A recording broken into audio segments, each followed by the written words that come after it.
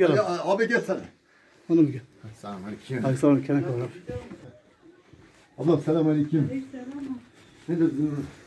Emircan,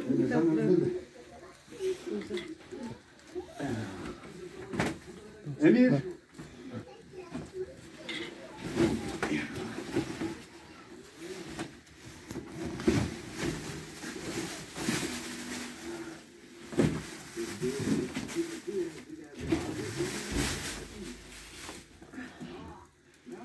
Şakalanıyor.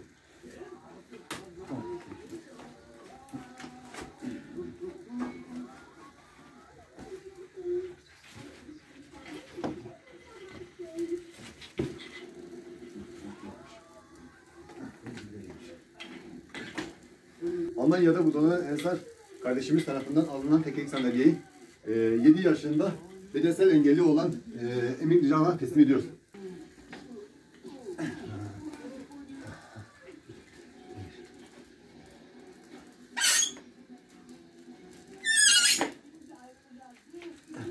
Bu hayra vesile olan Ensar kardeşimize buradan çok teşekkür ediyoruz. Allah hayırlarını kabul etsin. Allah ondan razı olsun.